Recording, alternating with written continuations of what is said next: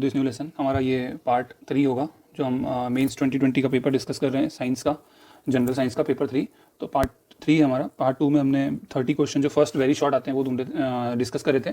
इस पार्ट में हम जो बात के जो क्वेश्चन है जिनका आंसर हमको 50 वर्ड्स या 5 to 6 लाइन्स में देना है वो हम देखेंगे। ये 5 नंबर के होते हैं और ये आपके जो आते हैं 20 आते हैं, ठीक है। तो ये हम देखते हैं। आज हम 5 क्वेश्चन डिस्कस करेंगे फ्रेंड्स।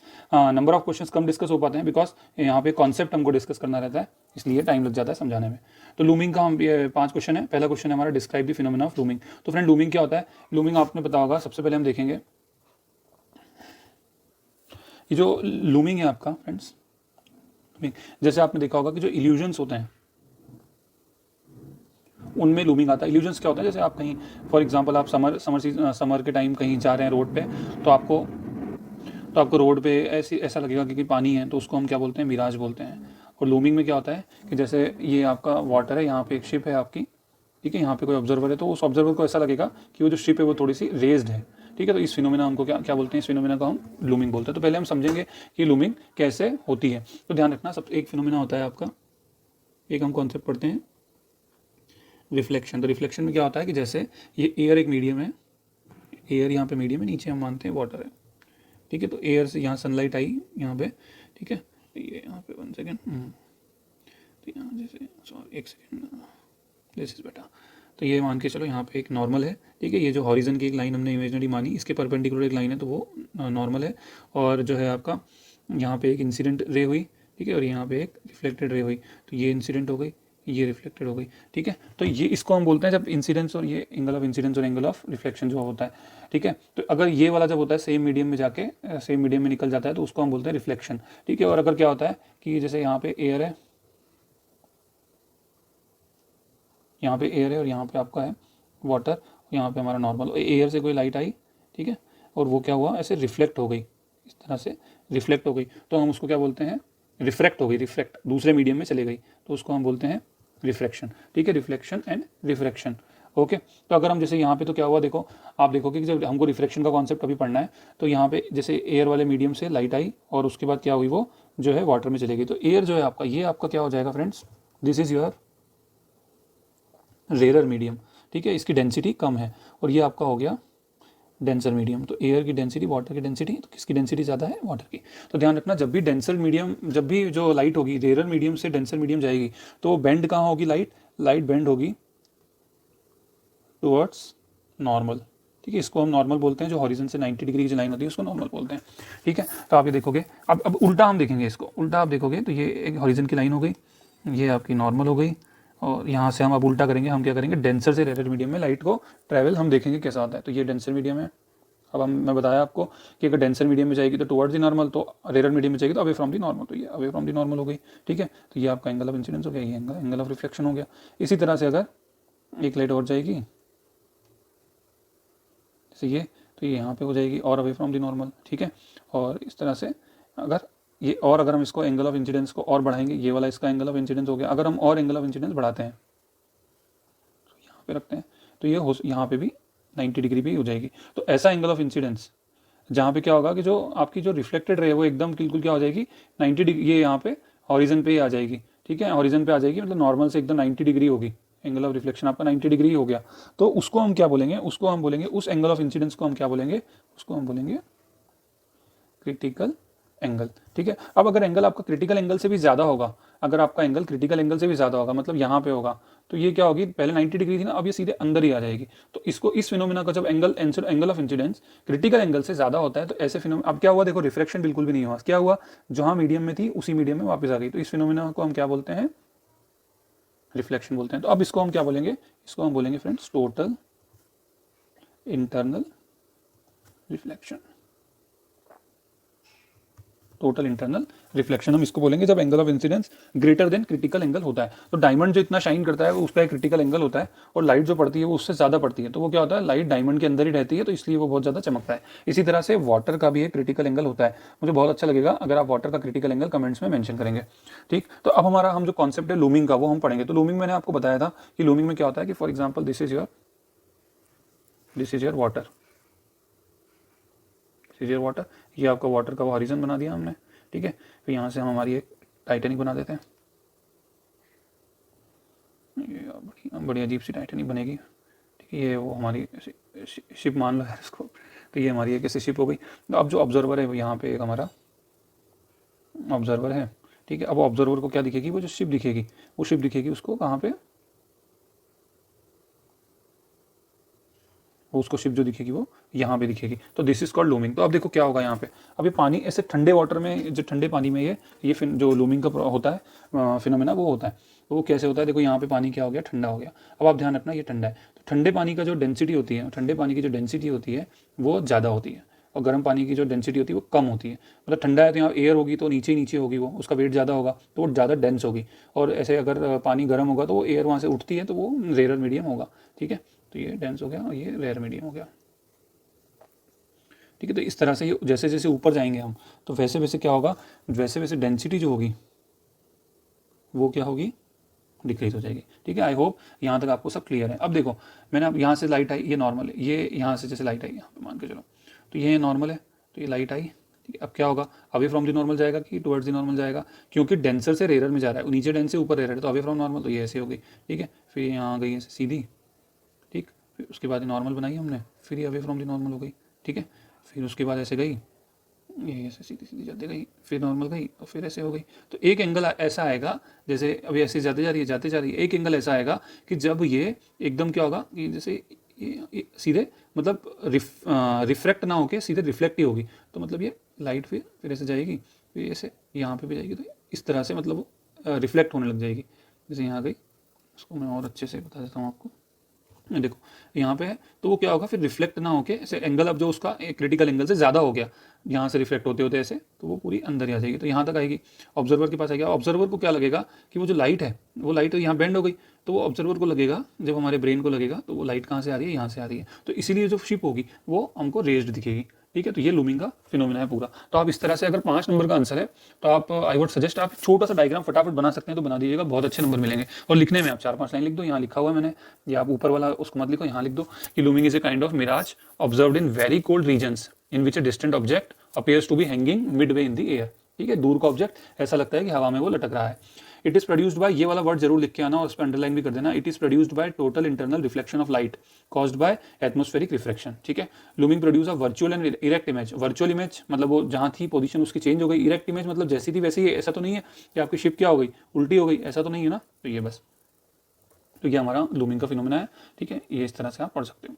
अच्छा, दूसरा आ गया आपका, सेकंड क्वेश्चन है आपका, व्हाट इज एंटी साउंड। तो देखो फ्रेंड्स, आजकल क्या होता है, जितने भी जो लेटेस्ट हेडफोन्स आ रहे हैं उनमें क्या है, नॉइस कैंसिलेशन का एक सिस्टम है। जैसे आप सोनी के या थोड़े कॉस्टली अगर आप हेडफोन लोगे तो उसमें क्या होता है, नॉइस कैंसिलेशन का एक उसमें फीचर होता है जिससे बाहर की वॉइस आपको बिल्कुल भी नहीं आती। तो वो होता क्या है, देखो साउंड इज अ वेव, तो ये इस तरह से जैसे वेव होती है, तो जो भी जो वेव होती है, तो उस जो इंस्ट्रूमेंट के अंदर, मैं बहुत बेसिक में बता रहा हूँ, उस इंस्ट्रूमेंट के अंदर ऐसा सिस्टम लगा होता है कि वो वेव को क्या करता है, वो वेव को ऐसे एंटी फेस में, मतलब एम्पलीट्यूड, इसको हम एम्पलीट्यूड बोलते हैं, ये जो जा रहा है ना ऊपर ऊपर, ये इसको एम्पलीट्यूड, तो एम्पलीट्यूड तो सेम रहता है पर उसका डायरेक्शन चेंज हो जाता है। तो ये वेव ऐसी है, तो ये वेव कैसी हो जाएगी, इस तरह से हो जाएगी, ऐसी हो जाएगी ये, ठीक। अब ये जो वो साउंड की वेव वाली थी, इसको इसने दूसरी वेव एंटी वाली भी कर दी, तो अब ये जब दोनों मिक्स होंगी तो ये किस तरह से होगा, ठीक। तो ये वेव क्या होगी, वेव कैंसलेशन हो जाएगा, और इसी को हम बोलते हैं एंटी साउंड। एंटी साउंड इसको बोलते हैं, एंटी साउंड भी बोलते हैं, और आपका और क्या बोलते हैं इसको हम नॉइज कैंसलेशन भी बोलते हैं, ठीक है। और ये जो है आपका, ये जो हुआ है, इसको हम क्या बोलते हैं, एक वेव की प्रॉपर्टी होती है इंटरफेरेंस, दोनों वेव एक दूसरे को इंटरफेयर कर रही हैं। तो ये वाली जो इंटरफेरेंस है, ये कौन सी इंटरफेरेंस है, डिस्ट्रक्टिव, एक दूसरे को दोनों को खत्म कर रहे हैं, ठीक है। फ्रेंड्स में हमेशा कंस्ट्रक्टिव इंटरफेरेंस होनी चाहिए, डिस्ट्रक्टिव इंटरफेरेंस नहीं होनी चाहिए, ठीक है। तो हम आंसर भी देख लेते हैं हमारा। तो एंटी साउंड, जिसको हम क्या बोलते हैं, active noise control, noise cancellation भी बोलते हैं, is a method for reducing unwanted sound by addition of second sound specifically design to cancel the first. तो ये कॉन्सेप्ट जो है 1930 में बना था, फिर 1980s में इसका यूज़ ज़्यादा होने लग गया, तो अब ये एयरप्लेन्स, रोड व्हीकल और मोबाइल टेलीफोन सब में यूज़ होती है। उसके बाद इसका एक्सप्लेनेशन दिया हुआ है कि sound is a pressure wave, A noise cancellation speaker emits a sound wave with the same amplitude but with inverted face, ठीक है। तो वेव होता है, और नॉइस कैंसिलेशन स्पीकर क्या होता है, वो एक साउंड वेव निकालता है जिसका एम्पलीट्यूड सेम होता है बट उसका फेस इन्वर्टेड होता है, और किसके इन्वर्टेड होता है, ओरिजिनल साउंड के कंपेयर में इन्वर्टेड होता है, और वो दोनों आपस में वेव कंबाइन होती हैं और डिस्ट्रक्टिव इंटरफेरेंस होता है और उससे नॉइस कैंसिलेशन हो जाता है। आप ये वाला डायग्राम भी बना दीजिएगा, ठीक है। उसके बाद हमारा अगला क्वेश्चन है न्यूक्लियर फिशन। तो न्यूक्लियर फिशन में देखो क्या होता है, ये इक्वेशन है आइंस्टाइन की, E बराबर mc²। तो इसमें क्या होता है कि उसने मास और आइंस्टाइन ने मास और एनर्जी के बीच में एक रिलेशन दिया था, किसके बीच में, मास एंड एनर्जी। तो आइंस्टाइन ने ये बताया था कि जो मास है वो एनर्जी में कन्वर्ट हो जाता है। तो जो भी न्यूक्लियर रिएक्शन होती है, जैसे कि ये वाली रिएक्शन है, जैसे आप इक्वेशन देख रहे हो, दिस इज यूरेनियम, फिर लैब में इसमें एक न्यूट्रॉन से इसको स्ट्राइक किया गया, ठीक है, बम्बार्डमेंट बोलते हैं उसको। ये न्यूट्रॉन है 10, इसको मैंने थोड़ा इसको इस तरह से लिखते हैं 10। तो ऊपर हम क्या लिखते हैं, मास लिखते हैं, एक सिंबल, एटॉमिक सिंबल को किस तरह से शो किया जाता है, ऊपर मास लिखा जाता है, नीचे एटॉमिक नंबर लिखा जाता है, ठीक है। तो ये अब यहाँ पे क्या है आपका, अब ये न्यूट्रॉन किया तो रिएक्शन क्या हुई, बेरियम बना, क्रिप्टन बना और 2 न्यूट्रॉन निकले और बहुत सारी एनर्जी निकली, ठीक। अब ध्यान रखना कि ये आप अगर इक्वेशन को देखोगे तो ये सब इक्वल हो जाएगा, लेकिन आप ये मास है ना 235 लिखा हुआ है, ये सब इंटीजर में लिखा हुआ है, लेकिन ये ऐसा पॉइंट में होता है, और पॉइंट में जब हम कैलकुलेट करते हैं तो एक लॉस ऑफ मास होता है। ऐसा नहीं कि 1 यूनिट या 2 यूनिट, पॉइंट्स में ही होता है, बट वो पॉइंट में होने के कारण आप अगर इक्वेशन को देखोगे तो मास तो पॉइंट में है, मास कम है, लेकिन ये जो c² है, c की वैल्यू कितनी है, 3 × 10⁸ मीटर पर सेकंड। तो आप जब अगर वहाँ से कैलकुलेट करोगे तो जो एनर्जी की जो अमाउंट है वो बहुत ज़्यादा हो जाएगी। तो इसलिए इसको ही हम क्या बोलते हैं, देखो हमारा क्वेश्चन क्या था, मैं भी भूल गया क्वेश्चन, पेपर देख लेते हैं। हाँ, define nuclear fission. Define nuclear fission तो हमने कर दिया। Why fission reaction produces large amount of energy, तो देखो पार्ट में है ये, तो इसको आप पहले डिफाइन करना, फिर 3 लाइन इसमें लिख देना। तो ये हमने दोनों देखो लिखा होगा यहाँ पे, जिसने आंसर बनाया है। तो 1 सेकंड फ्रेंड्स, हाँ ये रहा हमारा। तो the process in nuclear physics in which the nucleus of an atom it splits into 2 daughter nuclei. तो ये बन गया ना, ये पेरेंट न्यूक्लियाई इसको बोलते हैं, ये डॉटर न्यूक्लियाई, ठीक है। तो जब ऐसे टूट जाता है तो उसको हम न्यूक्लियर फिशन बोलते हैं। ऐसा फ्यूशन भी होता है। तो when the nucleus of an atom splits into lighter nuclei through a nuclear reaction, ठीक है, उस प्रोसेस को हम क्या बोलते हैं, न्यूक्लियर फिशन बोलते हैं, जब nucleus of atom lighter nuclei में टूट जाता है।